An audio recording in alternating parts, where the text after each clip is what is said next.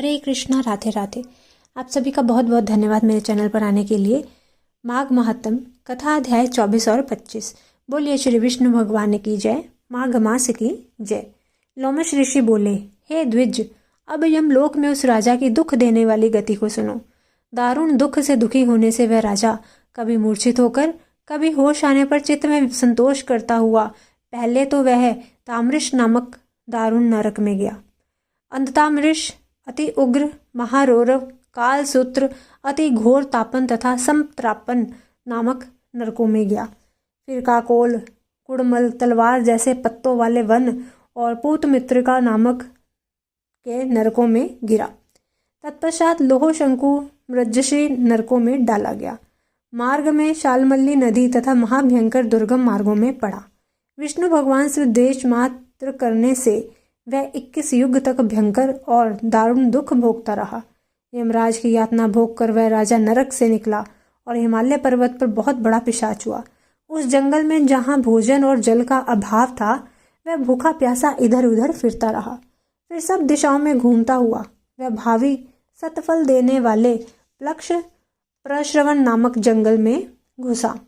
बहेड़े के पेड़ की छाया का आश्रय लेकर वह अति दुखी होकर बारंबार जोर जोर से मैं मरा कहकर चिल्लाता हुआ कहने लगा कि भूख प्यास से व्याकुल इन दुखों से मेरा उद्धार कौन करेगा। लोमश ऋषि बोले, देवद्युति ने वेद पाठ करते हुए उसका ये करुणा भरा रोना सुना। उन्होंने वहां आकर उस पिशाच को देखा जिसका चेहरा विकराल था। लाल लाल डरावनी आंखें, दुबला शरीर और ऊपर को खड़े काले बाल थे। काले शरीर वाला वह दूसरे यमदूत जैसा दिख पड़ा, जिसकी जीभ हिल रही थी। लंबे होंठ और लंबी जांघें नाड़ियों से मिली थीं। लंबे लंबे पैर, सूखा चेहरा, गड्ढे जैसी आंखें तथा सूखी ठट्टरी वाले इस पिशाच को देखकर चकित हो वेद पाठी मुनि ने पूछा, ऐसी डरावनी आकृति वाले तुम कौन हो और ऐसी करुणा से क्यों होते हो? तुम्हारी ऐसी अवस्था क्यों हुई है? मैं तुम्हारा क्या उपकार करूं? मेरे आश्रम में आ जाने पर प्राणी दुखी नहीं रहते, सिर्फ आनंद ही करते हैं। हे भद्र, तुम शीघ्र बताओ कि तुम्हारे इस दुख का क्या कारण है। इन प्रीतियुक्त वाक्यों को सुनकर पिशाच ने रोना बंद कर दीनता से कहा कि हे द्विज, मुझे किसी बड़े पुण्य से आपके दर्शन हुए हैं। वह अपने पहले वृतांत को कहने लगा। प्रेत बोला, विष्णु भगवान से द्वेष करने के कारण मेरी ऐसी दशा हुई है। हे ब्राह्मण, जिस हरि का नाम प्राण निकलते समय लेने से मनुष्य विष्णु पद को पाता है, उस भगवान से जो प्राणी की अंतरात्मा तथा उसका पालन करता है, तीनों लोकों में धर्म को देने वाला है, तप करते समय ब्राह्मण जिसकी प्रार्थना करते हैं, ब्रह्मा आदि सब देवता, सनकादिक सब योगी जिसको मुक्ति के लिए पूजते हैं, जो आदि मध्य और अंत में विश्व का विधाता है, सनातन है, अनादि है, उसी से मैंने द्वेष किया। मेरे पहले जन्म में किए हुए सभी पुण्य विष्णु द्वेष रूपी अग्नि में भस्म हो गए। यदि किसी प्रकार मेरे इस पाप का अंत हो जाए तो इससे मुक्त होकर मैं सिवाय नारायण के अन्य किसी देवता का पूजन नहीं करूंगा। विष्णु भगवान का द्वेष करके मैंने नरक के दारुण दुख बहुत काल तक भोगे हैं और नरक से निकलकर मैं पिशाच योनि में आया हूँ। इस समय ना जाने किस फल से मैं आपके निवास में आ पहुंचा हूँ, जहाँ आपके दर्शन पाने से मेरे दुख का अंधकार के समान नाश हो गया है। अब आप उचित कर्म करिए जिससे पिशाच योनि से मुझे छुटकारा मिले। देवद्युति बोले, अरे यह माया देवता, असुर तथा मनुष्य सबकी स्मृति को मोहित करती है, जिससे देवता में भी धर्म नाश करने वाला द्वेष पैदा हो जाता है। चारों वर्ण वालों को श्रुति, स्मृति तथा सदाचार से हितकारी कर्म ही करना चाहिए और सर्वदा भक्ति पूर्वक नारायण का भजन करना चाहिए। वेद विरुद्ध शास्त्रों में कहे हुए कर्मों को छोड़ देना चाहिए।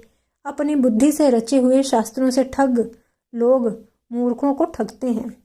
कल्याण के पथ को नष्ट कर परलोक के पथ का भी नाश करते हैं। जैसे द्रविड़ का राजा नारायण से विमुख होने पर नरक में गया था।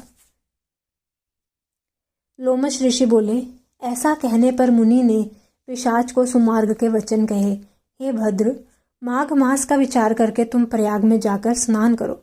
इससे पूर्व जन्म के पापों से छुटकारा पाकर तुम पिशाच योनि से निसंदेह मुक्त हो जाओगे। वहाँ पर स्नान तप दान करने से स्वर्ग मिलता है। यह सनातनी श्रुति है। इससे बढ़कर दूसरा कोई प्रायश्चित नहीं है।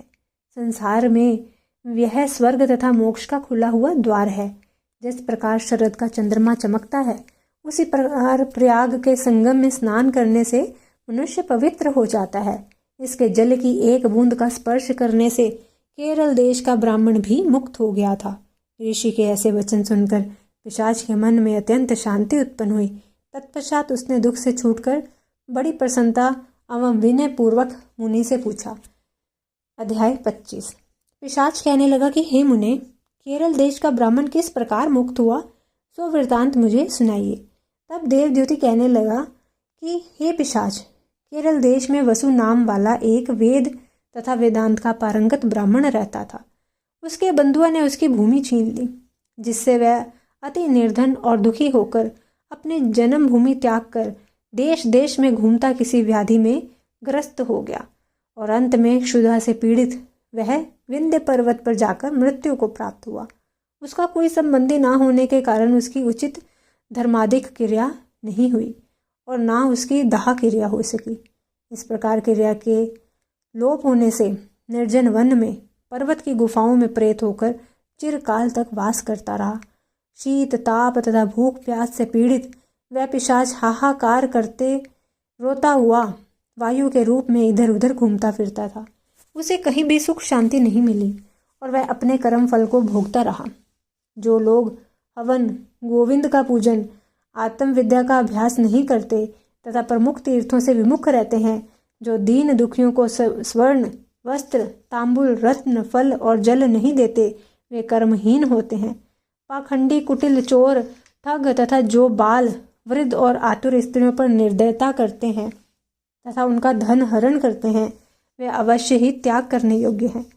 आग लगाने, विष देने, झूठी गवाही देने, माता पिता बहन संतान अपनी स्त्री स्वामी तथा शरणागत का त्याग करने वाले, लोभी नास्तिक, दूसरों के गुरु देवता वेद तथा धर्म की निंदा करने वाले, सब तीर्थों में दान लेने वाले, गौ तथा भूमि के चोर, परद्रोही तथा प्राणियों की हिंसा करने वाले, इन सभी को संसार में बारंबार लाखों योनियों में जन्म लेने से दुखदायी फल मिलते हैं।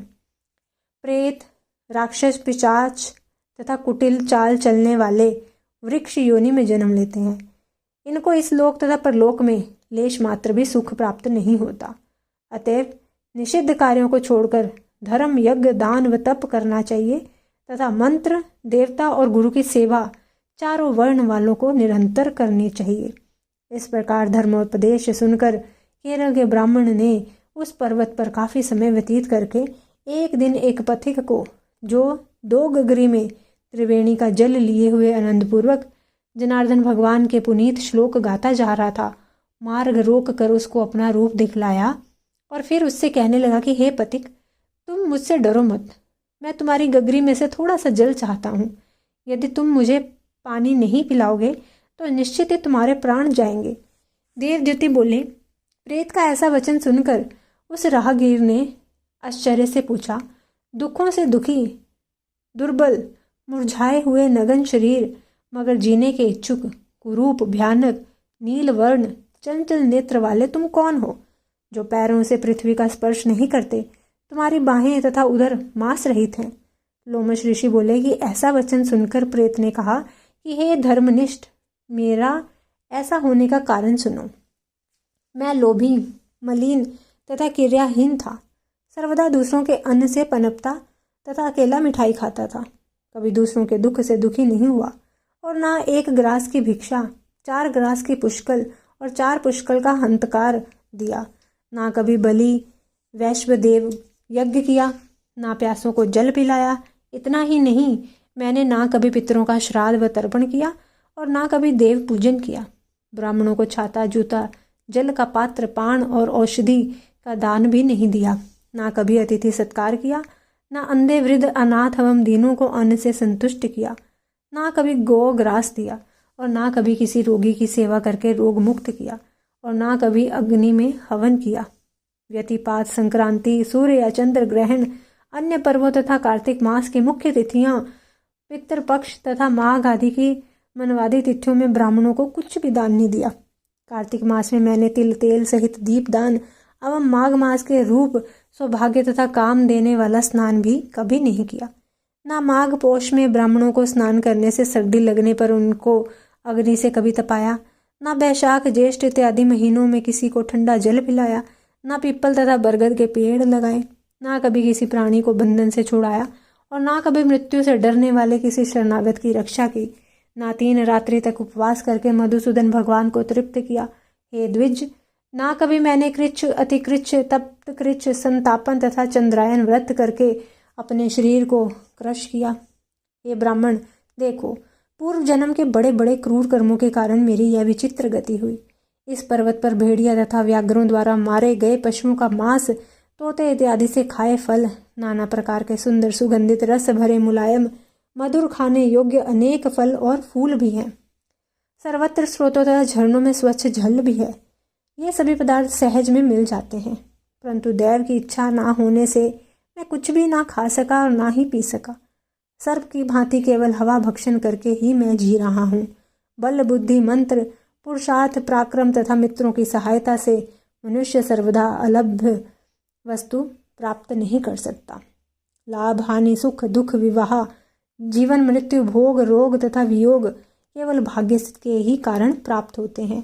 कुरूप अकुलीन मूर्ख कुकर्मी निंदित पराक्रम से हीन काने लूले लंगड़े रोगी नीतिहीन एवं गुण रहित व्यक्ति भाग्य से ही राज्य सुख भोगते हैं। जिन्होंने तिल गाय स्वर्ण घर 8 वर्ष की कन्या पृथ्वी शैया आसन तांबुल मंदिर धन भोजन सामग्री चंदन तथा अगर का दान दिया है, वन मार्ग पर्वत के अगले भाग में जो भक्ति के में लीन रहते हैं, ग्राम अथवा नगर में ऐसे भाग्यशाली पुरुषों के लिए भोग पदार्थ आगे आगे हैं, अर्थात सहज ही प्राप्त हो जाते हैं। इस पर्वत पर मुझसे भी अधिक बलवान पिशाच तथा भयंकर राक्षस हैं, जो कहीं भी वन में घूमते हुए अपने कर्म के अनुसार अन्न जल प्राप्त करते हैं, परंतु आपको उनसे भयभीत नहीं होना चाहिए, क्योंकि धर्मात्मा पुरुषों की पवित्रता ही उनकी रक्षा करती है। उनको कोई भी पीड़ा नहीं दे सकता। ग्रह नक्षत्र तथा देवगण पवित्रता की सर्वदा रक्षा करते हैं। हे राक्षस, आप जैसे भक्तगण को देख भी नहीं सकते, और जो लोग नारायण की भक्ति में लीन रहते हैं उनको राक्षस भूत प्रेत पूतना बैताल गंधर्व डाकनी शाकनी रेवती वृद्ध रेवती मुख मंडली यज्ञ क्रूर ग्रह सूर्य कुष्मांड तथा दूसरे दुष्ट जंतु पवित्र ब्राह्मण की ओर ना आंख उठाकर देख सकते हैं और ना ही छू सकते हैं। हे ब्राह्मण, इस प्रकार मैं अपने कर्मों का फल यहाँ पर भोग रहा हूँ, ऐसा सोचकर मैं किसी प्रकार का शोक नहीं करता। एक बार जम्बालिनी नदी के किनारे पर घूमते हुए मैंने सारस से कहे हुए वचनों को सुना था। बोलिए श्री विष्णु भगवान की जय, माघ मास की जय। शेष अगली वीडियो में।